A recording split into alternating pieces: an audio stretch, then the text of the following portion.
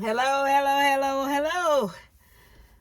It is beautiful out here today. I am enjoying the drizzle. It's a lot cooler, and I thank God for giving me the weather to do my garage.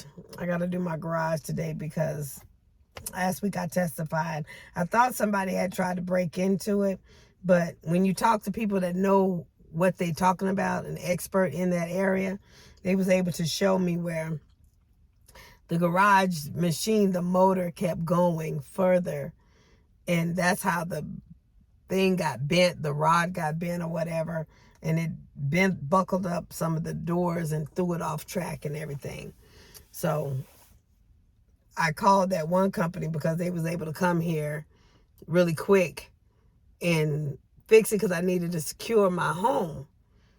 And they trying to get over in the pandemic. They looked at the Cadillac in the driveway and no man around and a single mom with my daughter and all that. So they tried to get over on it. I'm going to do a big old review on it when I get done with this. And they tried to charge me a whole doggone garage and all of that. But, you know, I ain't so much worried about getting nothing back. But, you know, I'm going to put my voice out there. I'm going to let it be heard. You know, that way they don't have the ability to do that with nobody else. I even gave him a tip, you know, kill him with kindness. That's how I am. So $440 worth of work for 30 minutes worth of work. That was a little much just to have that door closed until I was able to get it fixed or until my landlord was able to get whatever done. Anyway, so that's what I got to be out here doing today because they're they're coming this week. Yeah, Monday to take care of that. And this is the only time I have to go out in here and move some stuff to make it very accessible for them to get to. Plus, it gives me time to go through and throw away, you know, donate. You know, it's my pantry basically in my garage. So I'm just going to go through and whatever I can donate, I'm going to load in the car and take, you know, Mini Me, she's at a program right now dancing and singing. And my son been up on college work all night. So I'm just going to take the time to do me because, you know, you can ask friends or whatever to come through, but, you know, they don't come through when it's called hard labor, you know, stuff like that.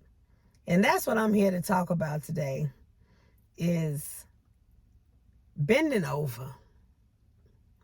I'm one of those type of people that bend over. You know, whether you bend over backwards, whether you bend over forwards, whether you bend sideways or whatever. I'm one of those type of people that are there. You call on me, and if it's in my power, if it's in my ability to meet the need, I'm going to meet the need. I'm going to bend over, do whatever I got to do above and beyond to get it done. If it's in my power, if it's in my ability, you know, that's just who I am. You know, I treat people the way I want to be treated. The thing is when I bend over backwards for people, people don't bend over backwards for me. So then that's when it's a check in my spirit and I start to slow down. You know, my spirit begin to tell me that I'm doing too much. You know, I'm giving a little bit more than I should be in this relationship. You need to step back a little bit. That's why I say, you know, you always need to take inventory of your relationships, your associations, you know, your friendships. Never treat somebody as committed if you ain't committed.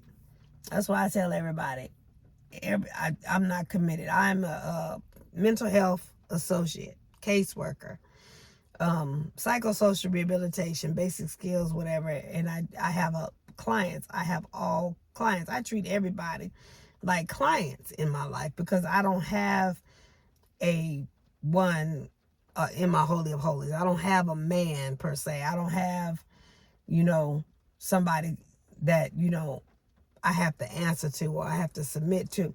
So I treat everybody, friends, foe, whatever, as clients. And I treat my clients as family. That's how I am. You know, God is no respecter of person. I treat them like, you know, my brothers and sisters in Christ. So I'm running around doing everything for everybody, but then when you ask something for somebody, they got issues. One, I asked, you know, I know they have been working. I've been working too. I've been working my job, my house, taking my kids, my being a pastor, going to church. I've been doing a lot, and I still got to do this. You know, it's an emergency situation. I got to get it done, or else these people going to come over here and waste their time and have to come back. And that's one of my pet peeves. I don't like to waste nobody's time. So I'm just saying, when you bend over backwards for somebody, that means you, by any means necessary, you put off to the side what you got going on to help that individual. And I'm that type of person. I'm that individual. I've been doing that a lot lately since April of this year. And that's why I've been, you know, I've had a lot of sacrifice going on. You know, I've had a lot of things that I've wanted and I couldn't afford because I'm trying to help this and I'm trying to do that. Bending over backwards. And it's a real check in your spirit when you realize that you going above and beyond something that that person don't want to go above and beyond with you. So, and it's not like I ask, you know, I'm a type of person that, not that I'm too prideful that I can't ask, but I'm just not a person that asks all the time. Most of the time I don't ask the people. You know, if I see a need, I fulfill it. You know, whether they say you ask or not. That's just how I am. And that's why I get myself in a lot of trouble. Because I be putting myself out there, throwing myself at people, you know, fixing people, situations, and they didn't even ask me to do it. But, you know, I just try to make people heart smile. That's just how I am. You know, I literally fall asleep in my plate. You know, I'm always out here. I'm exhausted. So I bend over backwards for people. But it's a check when you realize people don't bend over backwards for you. So I start to slow down, step back. You know, I don't be, you know, over the top caring or worrying about individuals as much. You know, like one I had call me. You know, I'm a power of attorney. And I believe this individual got into that because this individual has asked me to marry him 3 times. And I have said, not no, but I've said, walk with me. How you gonna do this? How you gonna? I've tried to show him where it wouldn't work, and it's been going on for years. And I've been a power of attorney, taking care of. He ain't got to want for nothing, ask for nothing. He living the best life, you know. He ain't got to worry about nothing not being paid, nothing taken care of. You know, he's gotten stuff, furniture, you know, TVs. He's gotten addition to his house. Even his nonprofit, taking care of his nonprofit, you know, just do it along with my stuff, you know, take care of it. And I get a phone call because I guess he realized he been asking people, I guess it ain't never going to be me and Belle, you know, I guess it's starting to resonate with him that it ain't going to work. So he been asking people and people just been looking at it. They be telling me, I'm like, well, maybe he's starting to listen now. Maybe he's starting to realize that he can't cover me, that he can't keep up with me or whatever. So he got this other guy in his ear talking about he need to be a man and take care of himself and do his own stuff and pay his own bills and all that kind of stuff. I said, you ain't got to go through the smeal. I say, you sound like you finna go through one of them things again like you did the last time. He did this the last time and I was in Texas. And I came back just in time. This guy talked him into giving up his apartment and sleeping on the floor of his living room for $500 a month. I'm like, how is that benefiting you? You giving up a whole apartment to go pay him $500 to sleep on the floor with others in the living room. So I got back here just in time to save the apartment and get everything. And he was, oh, I'm so glad. Thank you, Belle. I'm so glad, you know, you're there for me. You got me out of that when you saved me, you know, that kind of thing. But here we go again. There's another guy, you know. He got to be, you know, control of his money is what he told him. But the problem is because he was never taught, and his wife, before she passed, she was control of the money. and he was never taught to manage anything. Now, he has 2 bank accounts. He has one from Wells Fargo and one for Chase. I have the one for Chase because that's the one I pay all the bills out for his house and everything like that. The Wells Fargo account is for him to manage to learn to do checkbook, pay whatever he want to do, and I'm able to transfer money in there. I don't have to be in his face all the time. So he's learning to keep up a checkbook. He's learning to keep up stuff like that. And he messes up sometimes, and I'm there to cover it, when he overdraws or whatever. So I'm teaching him in the process because I don't plan on doing this forever. And also, I'm not guaranteed to be here forever. So who am I to sit there and let him just constantly be taking care of him and say something happened to me? He can't take care of himself still. So he's learned a few things, and he's got confidence in a few things. So I'm okay with just releasing everything to him, but I already know, it's already in my spirit that he gonna be in a situation and he gonna be out in the street. And I told him that, letting him know, ain't gonna be no back and forth. If that's what you want, I'm gonna give it to you.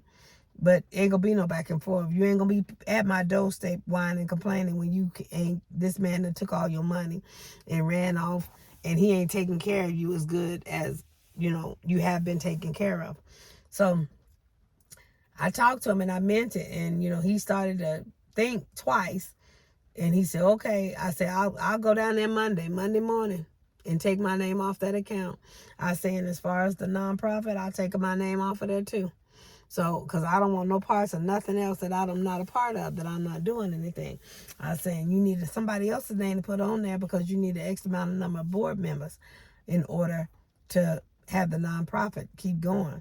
Well, give me till Monday. Let me get back to you before I do all this. So I'm waiting on that phone call for him to do that. I'm going to go down there and strip my name, everything off of there immediately, and I'm going to let him have it. And it'll be before you know it. I'm going to say give it a month or 2. And he'll be in some mess, some situation, because he, listening to somebody else, and I'm trying to be a pastor. Well, he can't be a pastor, and he got to fix his own stuff, his stubbornness and everything. So I'm just going to, some people you got to show them, you got to let them bump their head. And then, you're able to pick them up afterwards. You need whatever's left. You're able to help, whatever's left. So I'm about ready to get rid of that situation if he give me that call. I ain't got to deal with them bills and all that no more. So that's coming off my plate. I have some other, clients in my life that, they just think they want my time. They just want to waste my time. They want me to do stuff on their time. It's that spirit of control is what it is. I got this one client I was talking about the other day. I went over there, set time to go take him to go get his bus pass and his set him up to get his phone on Tuesday. The day I don't even work on Tuesday, but I took that time to go do that, and I ended up going to the house, knocking on the door, and he wasn't even there. He didn't even answer the phone. I mean, he didn't answer the door. He didn't have no phone, so he didn't answer the door. The people ain't seen him. They said they ain't seen him since 6 o'clock that morning. And the thing is when I told him that I could take him, I would have to drop him off. I could take him to one appointment, which is the welfare office, so he can get the paper. And then I could take him to the phone. You get the bus pass and the paper of the welfare office. And I could take him to the phone. And while he was standing there getting the phone, because it take a while for all that verification and stuff to go through, he could get the phone and, get on the bus and get home or whatever. He didn't want to do that. He wanted to be flossing in a caddy. Everywhere we go, he want to put his arm, try to put his arm around me like we together. Like he want to create this picture or this facade that, he with me or something. And I'm like, no, he not with me like that. And he wants to always be in the front seat of the caddy. He want to act like he can drive, but he can't drive. He ain't got no license. I know that's part of his diagnosis and everything, but sometimes that mess gets old because you do learn after a while.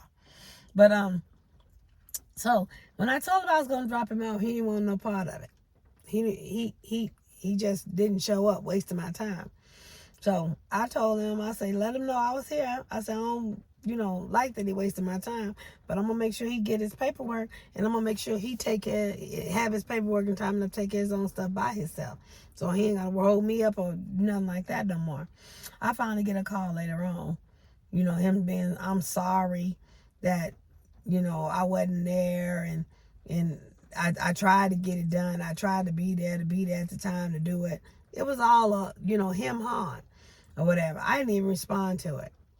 Anyway, he was supposed to be there that next Wednesday or whatever to go. He didn't show up then either because he didn't want me to drop him off. And he didn't want to deal with me as far as me telling him, I don't like when people waste my time. I don't have to be out here doing this or whatever. So I knew Thursday was going to come up because that's the pantry day. And he wanted to get food and stuff. And he was going to use getting food as he wasn't able to get on the bus with the food. And he was going to try to slide his way to get me to take him home and do all this other kind of stuff. So I got tired of fighting with it. And he waited till the time was time for me to go get my son. So he making me late, pushing into my money. I'm thinking I'm going to have to buy an Uber for my son. And then I'm spending extra gas. So he coming out of my pocket now. So I'm highly upset. So, bending over backwards. But I went on and did this with instruction. I said, look, I'm going to do this. And I'm going to pick my son up on the way. But next month, don't expect it.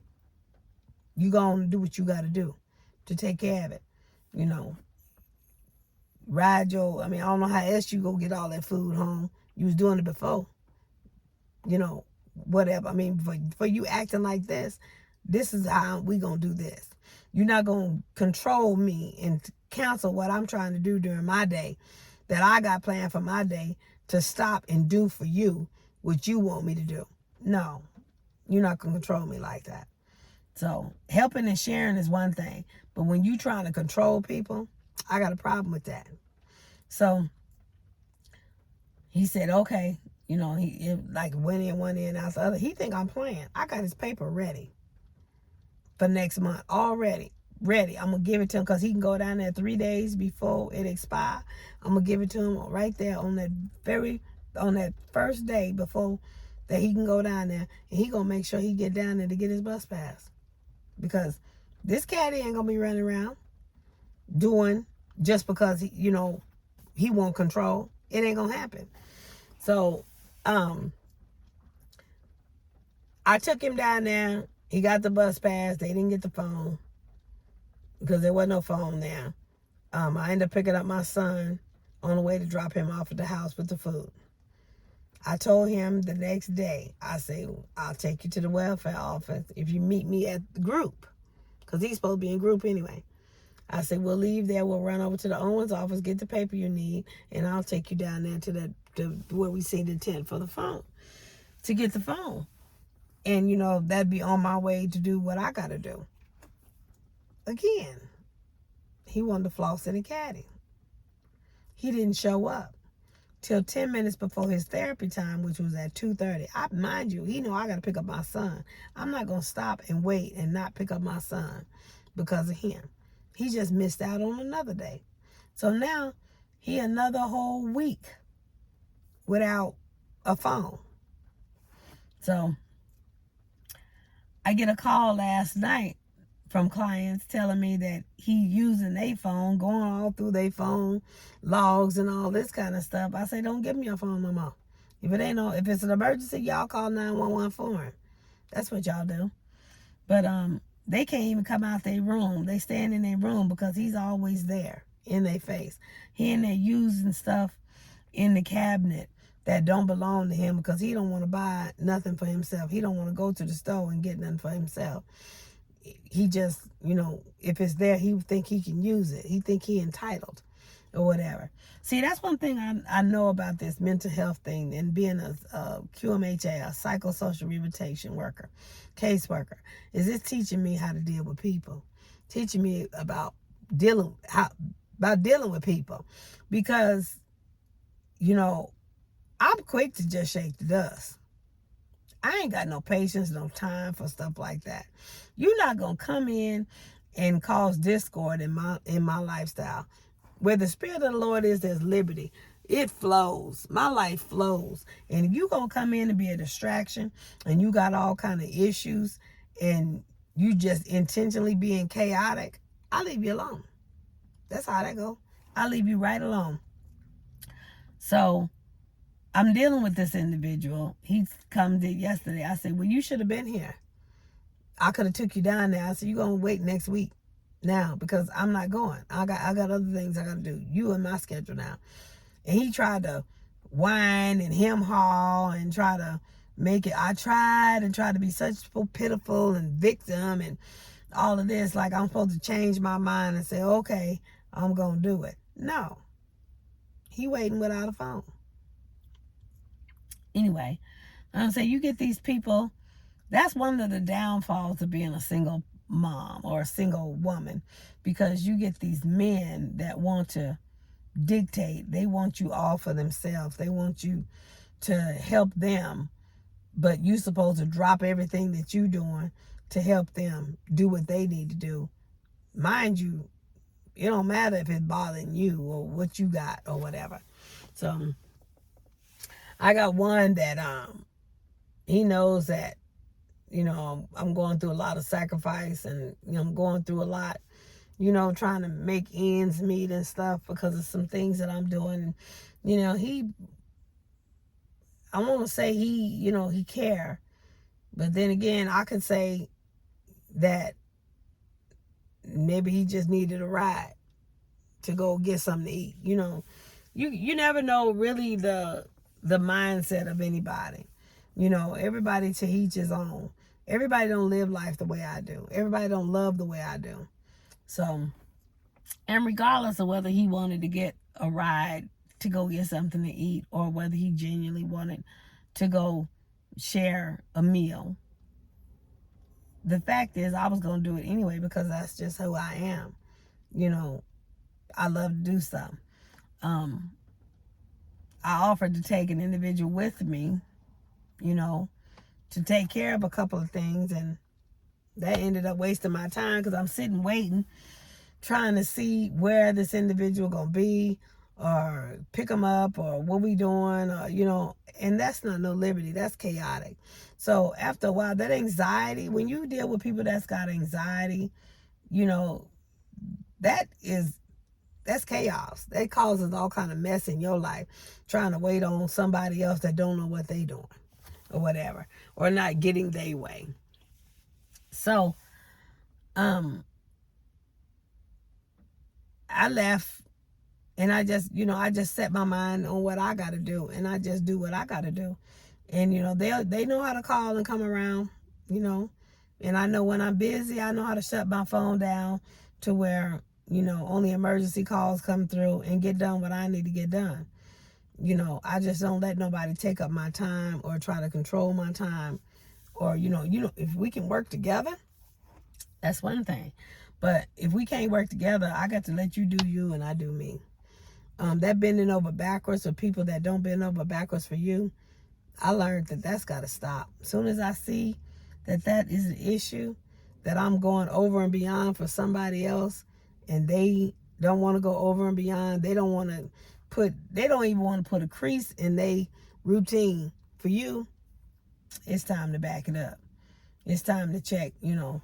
Maybe I'm thinking more, maybe I'm being an infidel. Maybe I'm thinking what I'm gaining the world but losing my own soul because I'm too busy worried about somebody else. And I'm sitting over here suffering and sacrificing and struggling over here.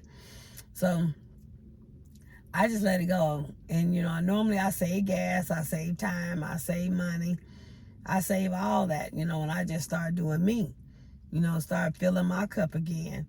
And then, sure enough, by the time my cup started overflowing, here somebody come, or that one person come back again to help them. And, you know, I have no grudge, don't have no animosity or anything towards them, but I know I'm just going to do me. I'm 51 years old, and ain't nobody but God going to come and tell me what to do. Like I say, submitting is not dictatorship. Submitting to somebody And they got to be, as they submit to the Lord. But submitting to somebody does not mean that they have rule and reign over you. I belong to God. That's who has rule and reign over me. So because I say no, I got the gift of no. So if because I say no, I mean no. And that's what I have to mean no in order to salvage what's in me and my life and for my children. I wouldn't have a Cadillac if I didn't know how to say no. So I'm working on a house now or a motor coach or something now. So therefore I got to stop some of all this sacrificing for others. Because normally that's what it is. I'm sacrificing for others. I don't really want nothing. There's nothing. I don't want for nothing. So I don't sacrifice for myself. I didn't even sacrifice for this car. Like I said, God woke me up at 3 o'clock in the morning and told me that I didn't get it. I didn't sacrifice for it. My sacrifice is always normally sacrificing for somebody else. And, walking with somebody. And when I see that person ain't ready to walk with me, it's time for me to pay attention. So I'm going to get ready to get off of here. I got to do this garage. Walk in here and do what I got to do. Go on and clean out some things or whatever. And get ready for my garage to get fixed. At the same time, be able to set some stuff off to the side so when the garage is fixed, I can just get probably a U-Haul truck because that's a whole nother story. I was supposed to have a truck. But I'll go get me a U-Haul truck and haul some stuff up out of here. Get some baggage off of me.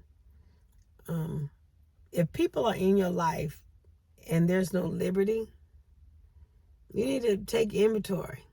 Stop bending over backwards for those that ain't bending over backwards for you. And don't be bending over frontwards for them to just do you in the back all the time.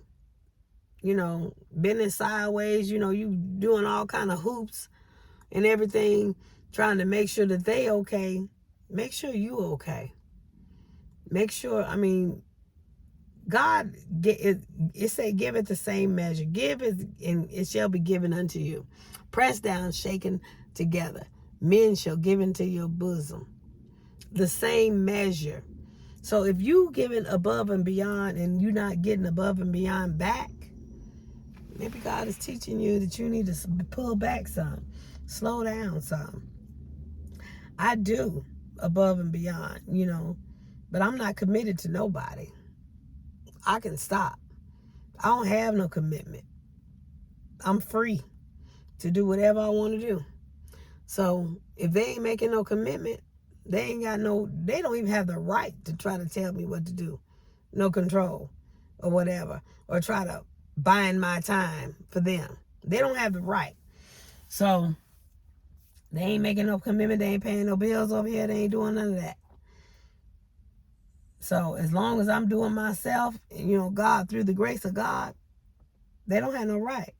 They ain't got no right to dictate to you. They ain't got no right to, that narcissistic spirit don't have no right in your life if there is no commitment. Now, if you committed to that type of thing, you need to pray and try to get up out of that type of thing.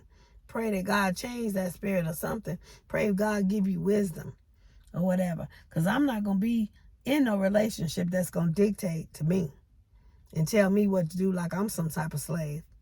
I'm not going to do it. That ain't what God called me to be. That's not my purpose or his plan. So stop bending over backwards for people that they don't even want to go around the corner for you. They don't want to bend at all for you. So this is what I was talking about. It's easy for me to just go on and do it myself than to sit and teach somebody else. So I guess this is my teaching part. I say God working on me. This is my teaching part. I'm teaching. Now I'm finna go and do this by myself. Throw me some worship music on. Do this by myself. Clean this garage out. And celebrate by myself when it's done. And then, like I say, that them individuals, them clients or whatever, they gonna want me to do this, that, or the other. If I feel like doing it, then that's what I'll do. If it fits in my plan, that's what I'll do. Like I say, I work and help everybody too. But can't nobody see that with me. No, they always got some type of excuse. Like I say, my kids, they work and they in school, and the other one got a program. And so anyway, long story short, it always ends up I'm by myself doing stuff by myself. That's why I'm comfortable by myself. I'm comfortable doing everything by myself because I get it done, and I get it done the way I want it done. Therefore, now I need to just get comfortable doing things for me by myself and just taking my cup and doing for me by myself. Getting what I want. Do some more. I did the Cadillac. What I'm going to do now? Do something for me. Stop sacrificing so much. Stop, tolerating stuff. Just, sacrificing for the benefit of somebody else that don't give a hoot, that could care less. They got love in their mouth. They ain't got it in their members. They got God in their mouth, but they ain't got it in their actions or their attitude. They can't show you they love you. They can say they love you all day long, but they can't show you no love.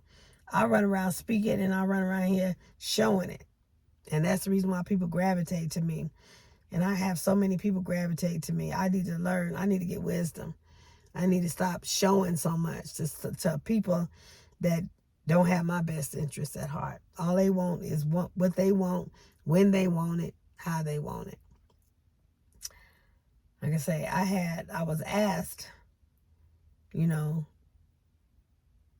about my Cadillac, and I don't put that above nobody. Number one, ain't nobody on the insurance but me. And number two, if I had umpteen vehicles sitting around where I could get to work in the event something happened, I would have, because I don't put nothing but past nobody. But God said use wisdom. I just can't keep giving my all out there, and then things happen, and then I'm just supposed to put up with it. I got the gift of no. I also have the gift of goodbye. That's good. That's real good. Them two right there, the gift of no and the gift of goodbye. Life and death is in the power of the tongue. You need to learn to use both life and death, because there are some things that you have to cut out of your life that's not beneficial to you. And to be honest, it ain't beneficial to them either, because if you're enabling them to do something that they ain't supposed to be doing, that's not helping them. That's not blessing them. If you run around playing God in somebody's life, how is that helping them? You're not God, but you playing God in their life. You bending over backwards to help them. So I'm at a state now where I'm bending over backwards to help me and do what I got to do. Right now, I got an emergency to go out here and clean up this garage, which I was supposed to be doing anyway. I've been doing bits and pieces, but, it don't get done till you really got a need. Now I do have a need. I got to have it cleaned and moved out by 9 o'clock or 8 o'clock Monday morning. I got to have it situated so they can come fix this garage door.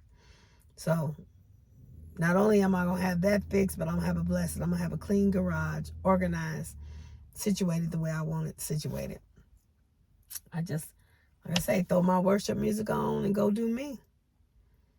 And like I said, I used to look for people to want to love the way I love, but I stopped that long time ago. If God ever happened to send somebody that sees life the way I see it, then it'll be a blessing. But like I said, I teach also opposites attract.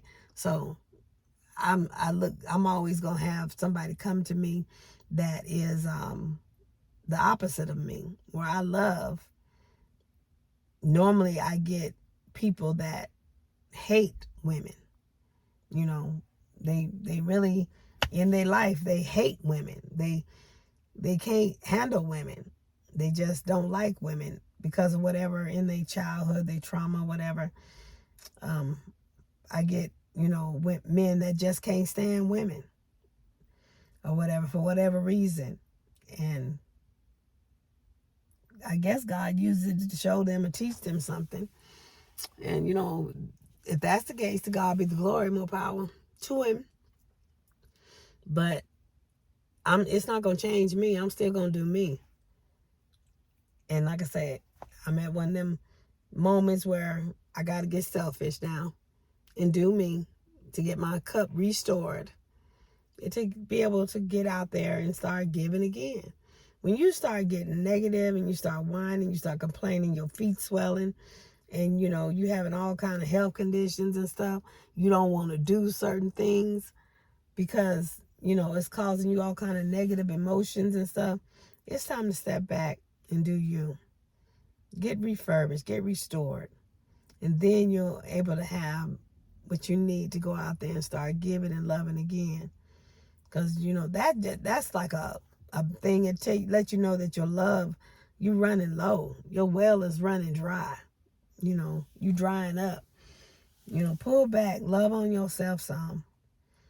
Don't, because people, they're not gonna love on you the way you want to be loved on. They're not gonna love on you the way you need. I mean, most people don't even know my love language, and I'm simple. Mine is time.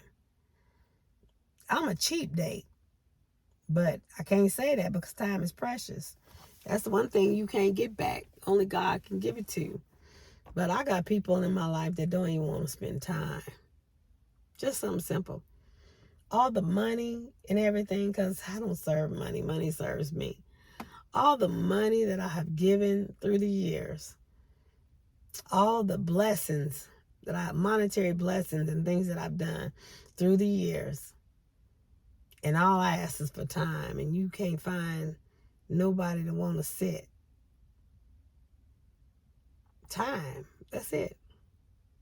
That's sad. It really is. That's a poor individual. Very, very poor. But anyway, like I say, I'm finna throw on my worship music, get my praise on, go out here and do this garage. And I think I might treat myself to dinner. That's what I'm gonna do. I'm gonna treat myself to a nice dinner when I get done. So y'all stay blessed.